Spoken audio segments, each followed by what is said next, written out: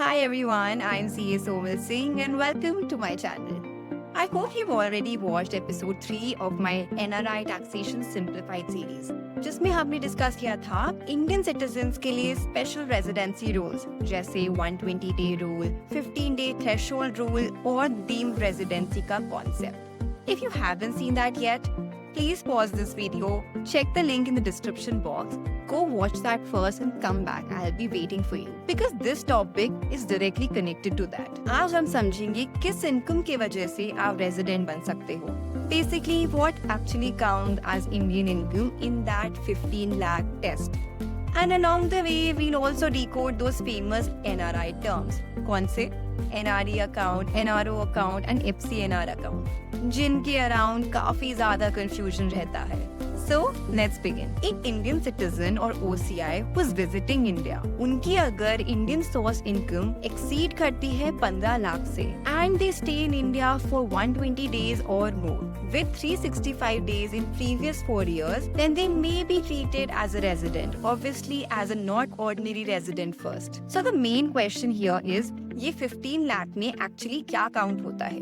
Foreign salary, rent, NRE interest, capital gain या कुछ और? Let's decode that. सबसे पहले समझते हैं what exactly is Indian income. देखो, इंडिया सिर्फ उस इनकम पे टैक्स लगाता है जो इंडिया में अर्न हुई हो, अराइज हुई हो या रिसीव हुई हो.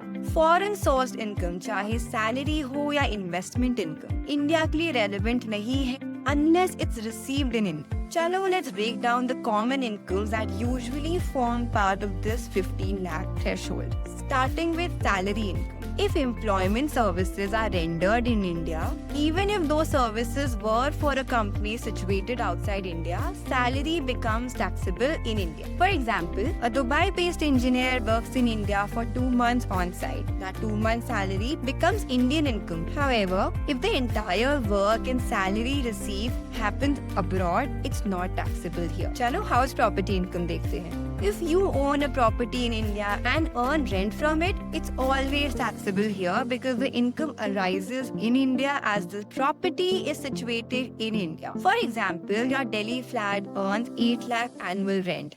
It's fully taxable in India and will be counted towards the 15 lakh limit. Capital gains dekhte hain. Any property from selling Indian assets. Indian assets क्या हुए? जैसे land, building, shares, mutual funds. All of it is taxable in India. For example, you sold Indian mutual funds or a plot. Even if you live abroad, capital gains will be taxable in India. चलिए interest income देखते हैं. Interest from Indian bank accounts or deposits, mostly NRO accounts, is taxable in India. We'll talk about this in detail in a moment. Moving to dividend incomes. Dividends received from Indian companies are taxable in India, regardless of where you live. For example, you hold Reliance shares and receive 1 lakh dividend. It's Indian income and will be counted towards 15 lakh threshold. So, in short, salary for services in India, rent, capital gains, interest and dividends. These are typical Indian sourced income and will always be counted for computing the 15 lakh threshold for evaluating your residency as an Indian citizen. But there's another layer of detail that changes everything. Your NRE, NRO and FCNR accounts. Let's understand these accounts in a little more detail. सबसे पहले starting with NRO account. NRO account का full form क्या हुआ? Non resident ordinary account. ये account use होता है to receive Indian income like rent from property in India, dividends receive from an Indian company और pension from your employer in India. This account operates in Indian currency only. INR में ही operate होता है. The income earned through this account is fully taxable in India, and banks deduct tax at the rate of 30% on interest earned on NRO account. Hence, anything credited in NRO account is counted towards 15 lakh threshold limit. Clear? Example देखते हैं. 10 लाख की आपको rental income मिलती है from property in Delhi and 2 lakhs as interest from your NRO account. So both of these will be combined and would be counted towards 15 lakh Indian income. Clear? Let's move to NRE account. Non-resident external rupee account, commonly known as NRE account. This account is used to bring your foreign income into India. You send money from abroad in dollars, dirhams, pounds, etc. and it gets converted into Indian rupee INR when credited in the account. Interest earned on NRE account is completely tax-free, meaning exempt from tax while you remain an NRI. And both the principal and interest are fully repatriable back abroad. So therefore, NRE interest is not counted in the threshold of 15 lakh for computing the Indian income. Clear? Moving to FCNR account. What do you mean by FCNR account? Foreign Currency Non-Resident Account, commonly known as FCNR. And this is where many NRIs get confused. FCNR and NRE both deal with foreign income. But the key difference here is FCNR deposits are held in foreign currency itself. USD ho gaya, pound ho gaya, euro ho gaya. They are not converted into INR. While NRE account ke andar, they are converted into INR. They are mainly for NRIs who want to invest in India but avoid exchange rate risk, because your deposits and interest stay in the same foreign currency as you deposited without there being any change in currency. These are also fully tax-free for NRIs, and you can repatriate both principal and interest anytime. So FCNR interest is also not counted in the threshold of 15 lakh for computing the Indian income for the residency purposes. Clear? By the way, if you would like me to make a separate video on income tax and FEMA compliances related to repatriation of funds in and out of NRE and NRO accounts, drop a comment below. I'll definitely plan that soon. Now you can see the link clearly. When the law says Indian income above 15 lakhs, it practically means all NRO linked or Indian sourced incomes. Your NRE or FCNR earnings remain outside this test. So the 15 lakh threshold isn't just about income. It's about where that income originates and where it first stands. Let's now go through some everyday questions NRIs often ask around this topic. Question number 1. My global income is 60 lakhs, my Indian income is only 12 lakhs. Do I cross 15 lakhs for the purpose of computing my Indian linked income? Answer is no. Only the 12 lakh India linked income will be counted. Your foreign income earned and received abroad is not part of this calculation. Question number 2. I earned 12 lakh rent plus 4 lakh interest on my NRE account, which totals 16 lakh. क्या मैं resident बन जाऊंगा? Answer is no. NRE interest is fully exempt. So only a 12 lakhs will be counted for checking the threshold of 15 lakhs. Since it does not cross your 15 lakh, आप resident नहीं बनोगे. Question number 3. Can I credit my foreign salary directly to my NRO account? Answer is technically no. NRO is meant for Indian income, like your rent income, pension, dividends, etc.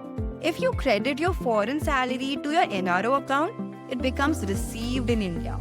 And since it becomes received in India, it will be taxable in India. To keep it exempt, foreign salary should go in your NRE account instead. Question number 4. If I earn salary abroad and later transfer it to India, taxable hoga kya? Answer is no. The key is where it was received first. If your salary was credited abroad first, remitting it later doesn't make it taxable in India. Question number 5. Do I need to open both NRE and NRO accounts? Answer is, these accounts are not mandatory in nature, but they are highly recommended. For Indian incomes like rental income, dividend income earned in India, it's recommended to open an NRO account. For foreign income, it's recommended to open an NRE account. If you want to keep money in foreign currency like USD or Euro, opening an FCNR account is recommended. Together, these accounts help you separate taxable and non-taxable income and keep your records clear for both tax and FEMA purposes. Question number 6. What happens to my NRE or FCNR account when I return to India?